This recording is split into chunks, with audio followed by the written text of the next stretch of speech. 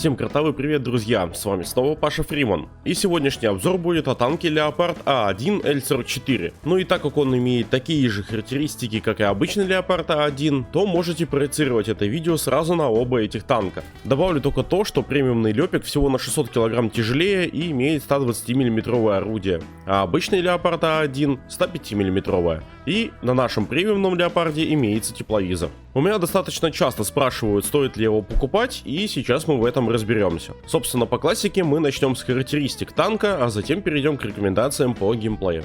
Итак, мы имеем слабо бронированный танк, который все простреливают просто на ура. Частые ваншоты, выбивания казенника будут происходить достаточно часто. Самая толстая часть танка имеет всего 70 мм брони, поэтому обстрел разного рода БМП, автопушками зениток и прочими орудиями будет приводить к пробитию и выбиванию наших модулей и экипажа. Конечно, будут случаться моменты, когда ломики противников будут проходить сквозь наш танк, практически не нанося урон, либо не нанося его по минимуму, но это скорее исключение из правил.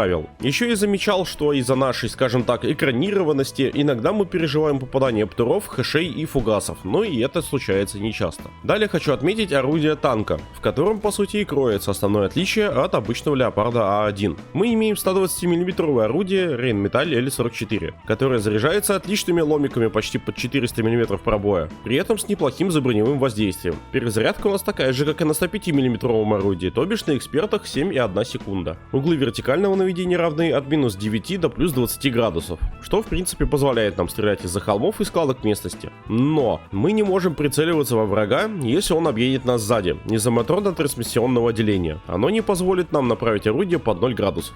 И из-за этого оно будет подниматься выше. Это нужно учитывать, если вы играете на этом танке, а также против него. Скорость поворота башни равна 22 градусов в секунду, что неплохо, но не дотягивает до некоторых конкурентов, например, до XM1, у которого башня крутится практически в 2 раза быстрее. Также это учитывайте, играя против США, особенно в городских условиях. Наличие тепловизора значительно упрощает поиск противника и его дальнейшую ликвидацию. Благо баллистика у L44 очень даже прекрасная, при этом наличие двухплоскостного стабилизатора дает нам возможность стрельбы на ходу. По подвижности у нас также все хорошо. Двигатель имеет мощность 830 лошадиных сил, что при массе танка в 43 тонны дает нам 19,3 лошадиных сил на тонну удельной мощности. Леопард неплохо набирает скорость, разворачивается на месте и забирается в горку. Максимальная скорость составляет 65 км в час, а задний ход равен 25 км в час. И это очень хороший показатель на уровне и позволяет при удачных обстоятельствах уходить из-под атак врага. Ну и переходя к геймплею, я могу сказать, что он по сути играется точно так же, как и обычный Leopard А1, поэтому, если он у вас есть, то и на L44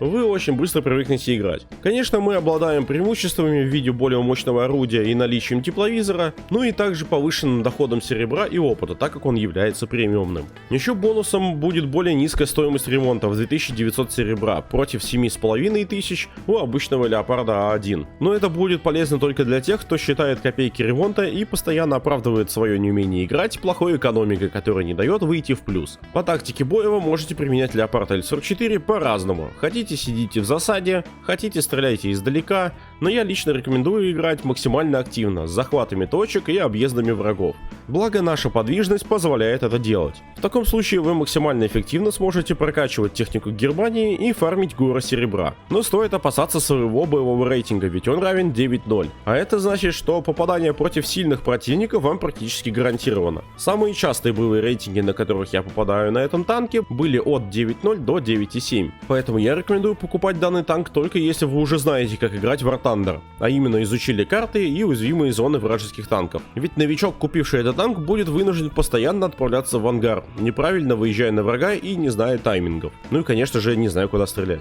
Но если вы все это уже умеете и знаете, то Leopard L44 станет отличной машиной для фарма и подарит много удовольствия от игры. Хотя и будут моменты, когда великий рандом улиток будет не на вашей стороне и периодически будет поджигать вам пятую точку. Например, когда ваши снаряды не будут наносить урон. При попадании в топ списка вы можете аннигилировать практически всех врагов, которые могут вам встретиться на пути, при должном умении, конечно же. Не стоит думать, что купив отличный танк, вы сразу будете нагибать все вокруг. В любом случае придется немного потренироваться и привыкнуть. А если вы еще не решили, покупать вам его или нет, то советую сначала выкачать Leopard А1, покататься на нем и понять для себя, нравится вам такой геймплей или нет. Леопарды в целом это танки, которым нужен грамотный командир, который имеет опыт в боях. Если вы им не являетесь, то советую посмотреть другие премы, например тот же Т-55АМ. вам. Также можете делиться своим опытом эксплуатации этого танка в комментариях, если желаете. Мне лично будет интересно почитать, да и зрителям, я думаю, тоже. Пишите, что вообще думаете про Leo L44. Если видео вам понравилось, то по классике ставьте лайки, подписывайтесь на канал, чтобы не пропустить новые видео и стримы. Не забывайте заглядывать в плейлисты, там достаточно много, ребят, обзоров у меня накопилось уже. Также подписывайтесь на мой Twitch, вступайте в группу ВКонтакте и Discord, все ссылки будут в описании. Ну а с вами был Паша Фриман, всем удачи, хорошего рандома и пока-пока, друзья.